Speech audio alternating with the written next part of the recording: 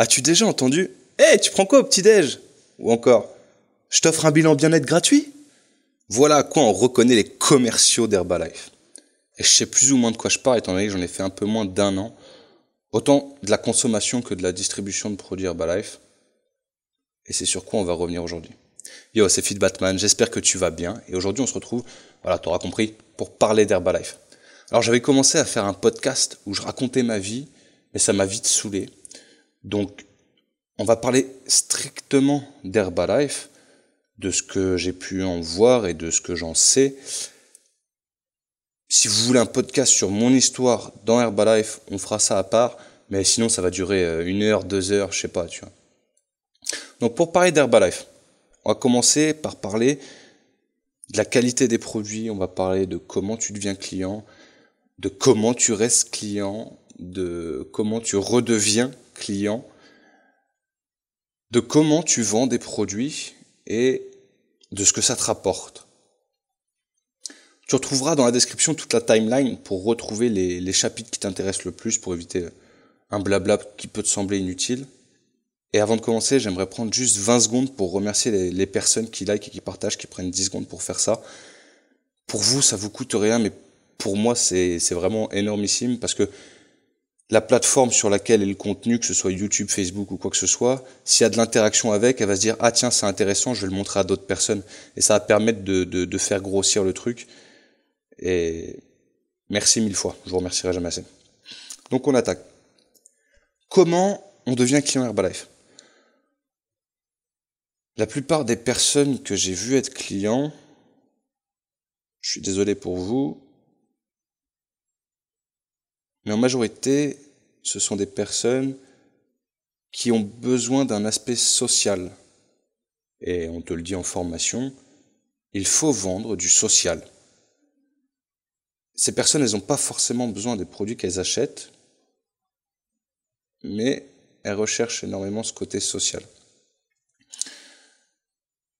Tu deviens client Herbalife quand tu connais pas trop la nutrition et que la personne qui est en face de toi t'apporte la solution que tu attends depuis longtemps car elle sait comment t'apporter sa solution. Moi, ayant été distributeur, ce qui a fait qu'aujourd'hui je ne le suis plus, c'est que ça m'a saoulé de vendre un truc comme de l'or alors que c'était à peine de la feuille d'or dessus, tu vois ce que je veux dire? C'était pas... Tu vends ça comme si c'était la solution miracle, alors que la personne qui est en face de toi et qui a du mal à te filer ses 150 boules par mois, bah tu sais très bien que pour nettement moins cher, 3 fois, 4 fois moins cher que ce que tu lui vends, elle peut faire des choses qui sont peut-être plus utiles pour son objectif que de faire ce truc-là, quoi. Enfin, il y a des personnes qui avaient un petit déj plus ou moins correct, à qui j'ai vendu des packs. Je leur donnais des conseils qu'il fallait à côté, tu vois, parce que ça me faisait un peu chier, tu vois. Et c'est pour ça que je me suis barré, parce que je trouvais plus ça éthique par rapport à ma vision de l'éthique. Après, voilà, on peut exprimer différents points de vue là-dessus. Mais mon point de vue, c'est celui-là, c'est que pour moi, c'était pas assez éthique. Selon moi, c'était pas mon éthique, tout simplement. Ensuite, tu restes client parce que la première semaine, déjà, tu arrives client, on t'offre un bilan bien-être gratuit. Alors celle-là, elle est pas mal, on t'offre quelque chose de gratuit. Il y a un mec qui a dit un jour, je sais plus qui c'est, si c'est gratuit, c'est toi le produit. Voilà, ça veut dire ce que ça veut dire. Retiens bien ça, avec Herbalife, c'est ça, si c'est gratuit, c'est toi le produit. Donc t'arrives pour te faire un bilan bien-être, super. Le mec va te montrer que t'as une alimentation de merde, que c'est pas mal, hein, quand même, hein, c'est pas mal, pour te rassurer, tu vois. Mais voilà, t'as un petit peu pas assez d'eau, ou t'as un petit peu trop d'eau, ou les graisses viscérales, c'est pas bien. Bon, en soi, la démarche est bonne. C'est ce qui a fait que j'ai apprécié cette expérience, c'est que on avait une démarche pour améliorer la vie des gens. Et il y a de nombreuses vies, très nombreuses vies qui se sont améliorées grâce à la rencontre entre elle et Herbalife. Bref, l'objectif à la fin, c'est de te vendre de te vendre un pack de découverte avec quelques sachets de poudre. On te vend un petit plan alimentaire, mange 5 fruits et légumes par jour, mange des crudités, bois de l'eau et puis attention aux féculents. Voilà. Un truc assez général en somme. Et moi je déteste, enfin j'aime pas trop faire des trucs qui répondent à une globalité. J'aime beaucoup le fait de pouvoir agir sur un problème spécifique avec une personne spécifique de manière spécifique. C'est vraiment le truc que je kiffe. Le mec, tu lui vends son pack de découverte de 20 balles. Tu prends un rendez-vous avec lui pour la semaine prochaine parce qu'il faut rester en contact. Dans les formations entre guillemets que tu payes, c'est plus des séminaires qu'autre chose.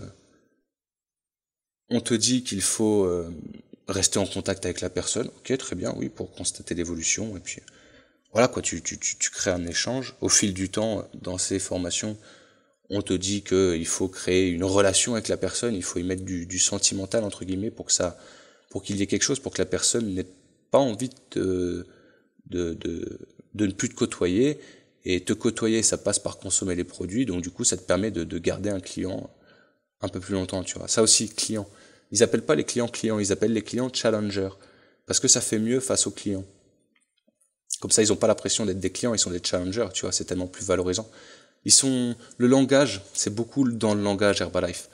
Vicieux dans le langage et beaucoup de superlatifs, de tout est positif. Donc, après, c'est bien pour les personnes qui sont assez faibles psychologiquement ou quoi, ça peut vraiment les booster, quoi. C'est comme ça m'a fait pour moi quand j'y suis allé, tu vois.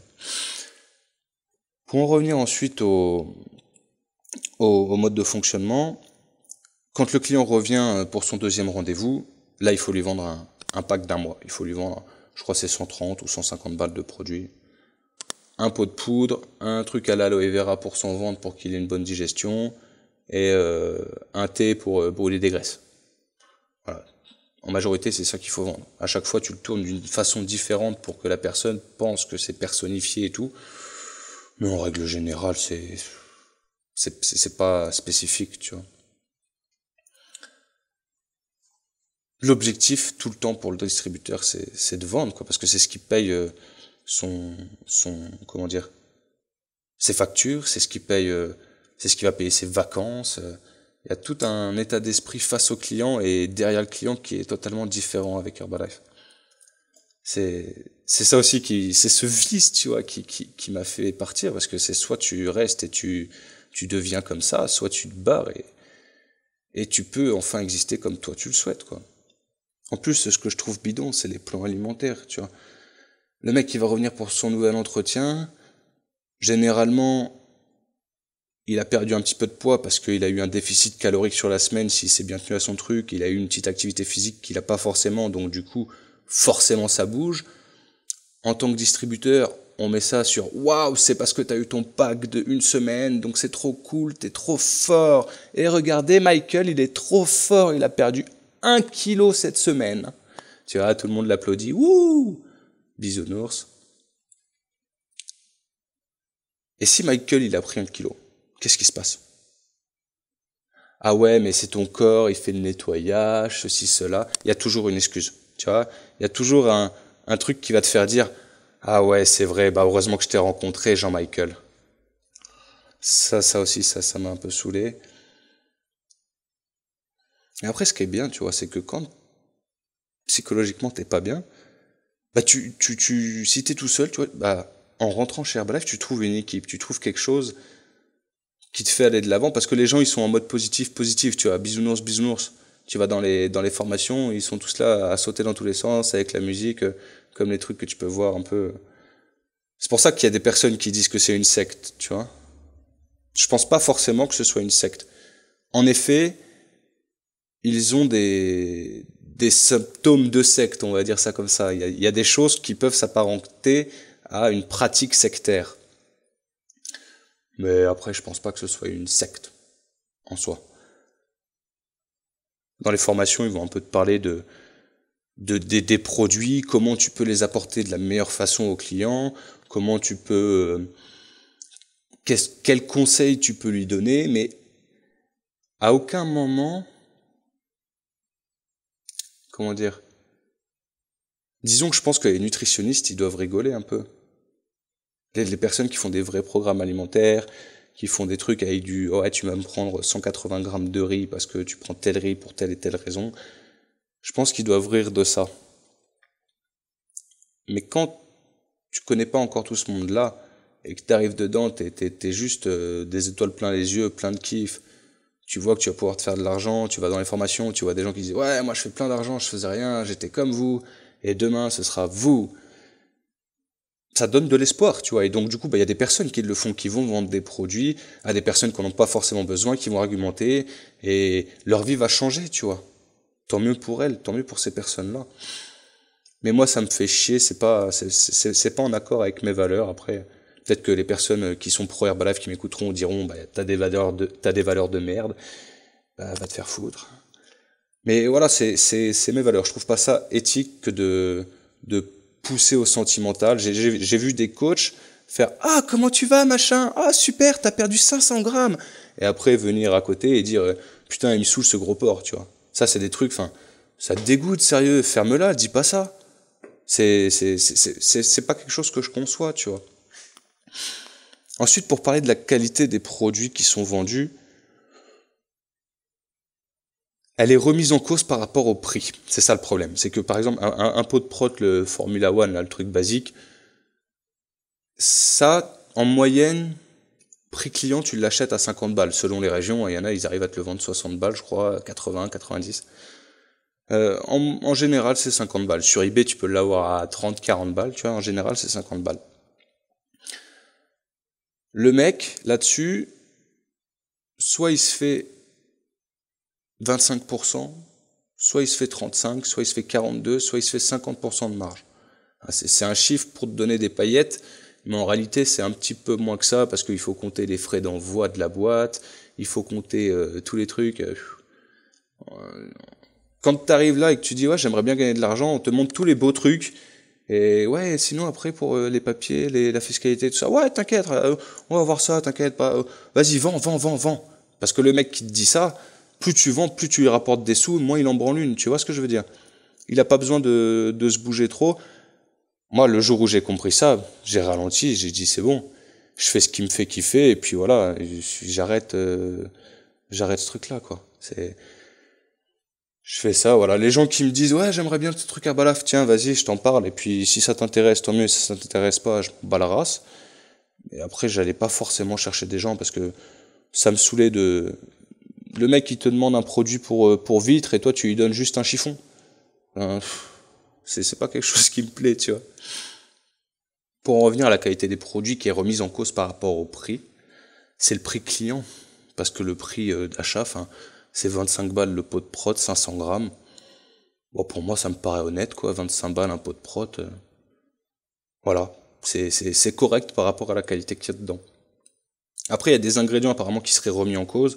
Moi, comme je te le disais au début de ce podcast, ce que j'apprécie pas, c'est la contradiction mode de vie sain avec des ingrédients dans les trucs, on sait pas trop ce que c'est. Même si c'est sain, tu vois, enfin, si c'est pas un truc naturel, moi ça me plaît pas, ça me satisfait pas.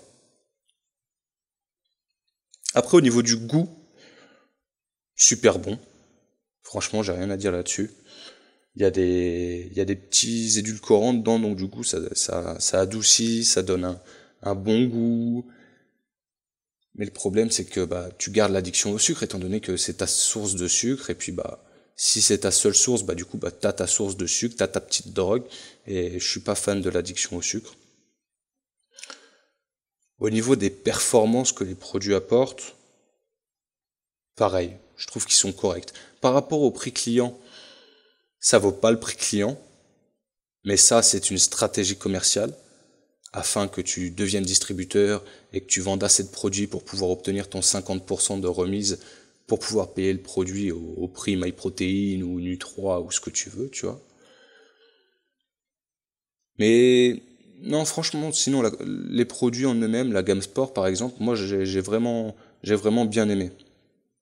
Après, il y a un mythe qui est que quand tu arrêtes Herbalife, ça te manque. Mon point de vue là-dessus, c'est que durant tout le long où tu côtoies du Herbalife, t'as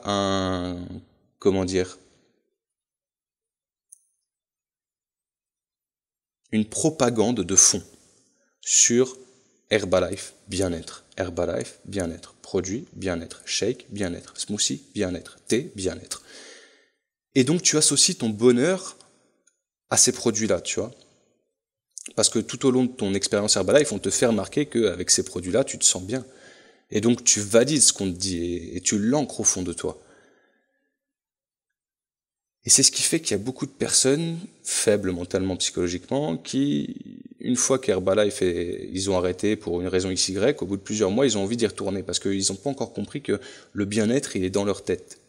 Et c'est pour ça que les quelques premières semaines au début, j'ai eu du mal, franchement. Du coup, je me suis même demandé s'il n'y avait pas des produits, tu sais, des trucs drogants, des trucs qui font que tu as encore envie de cette substance, tu vois.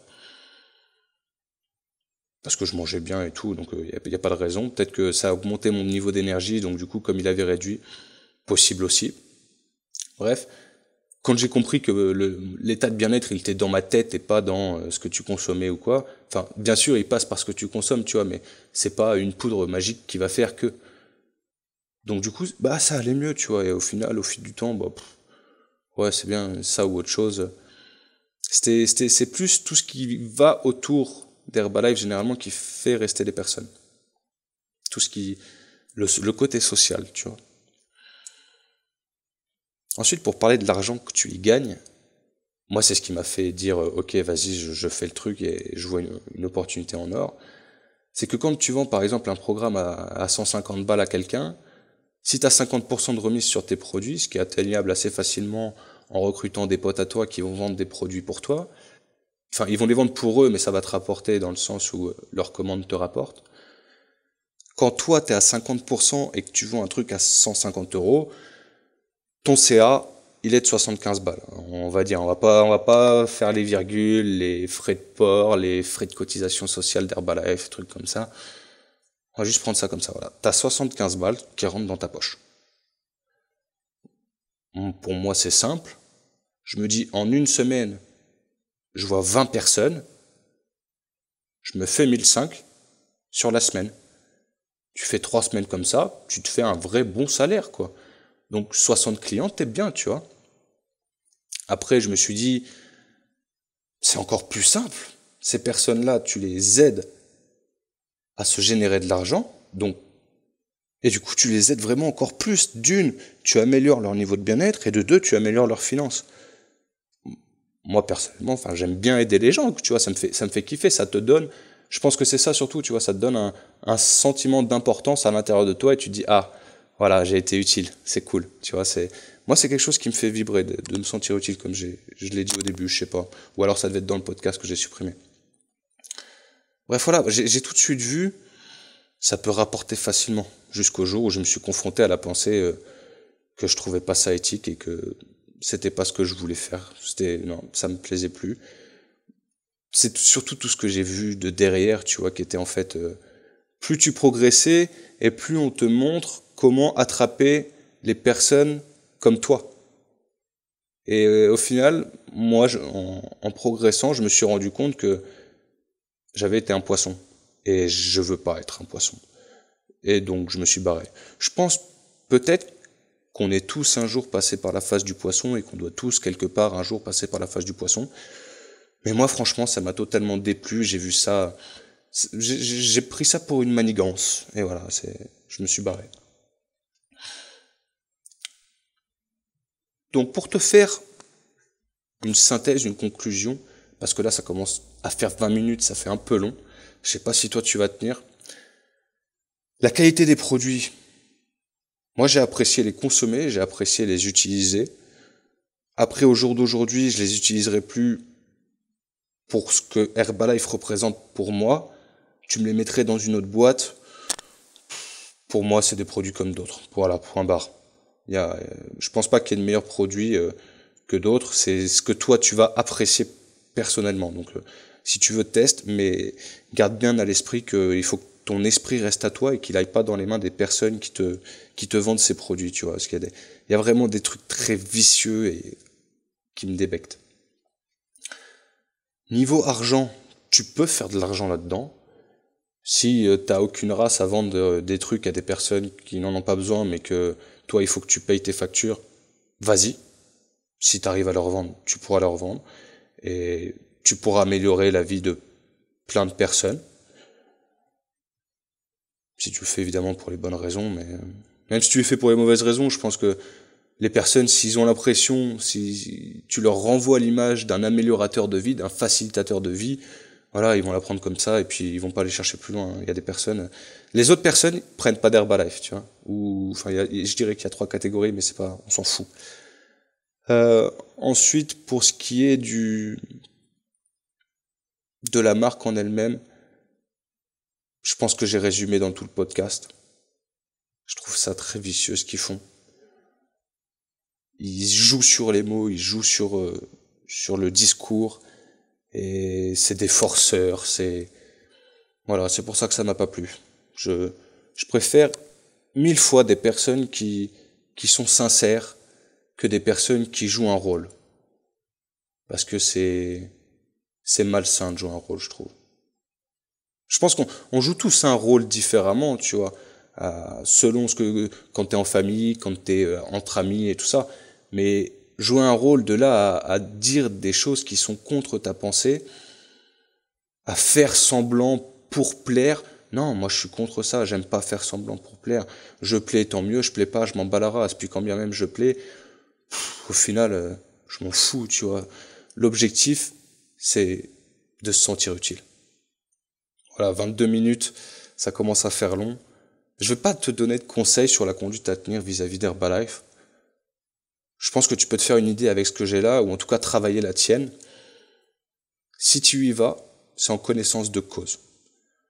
Sache que si tu y vas, tu ne peux qu'entrer par la porte du poisson, qui se fait attraper dans le filet, et ensuite qui monte sur le bateau, et en fait qui devient un humain, tu vois, petit à petit, en vendant des produits. Si tu as l'esprit que tu es un poisson dès le départ, ça peut être intéressant. Il y a vraiment une opportunité business derrière. Mais je trouve ça pas éthique et ça représente pas du tout mes valeurs. Et c'est pour ça que moi j'en suis parti, tout simplement. Après toi, si tu as envie d'aller là-bas et que ça t'intéresse, fonce. Qu'est-ce que tu veux que je te dise? Tu vas faire de l'argent sur le dos de personnes qui n'ont pas forcément de thunes, en leur vendant quelque chose qu'ils n'ont pas forcément besoin, tout simplement pour payer tes pauvres factures. Donc bon. Pourquoi se poser la question? Allez, je te laisse là-dessus.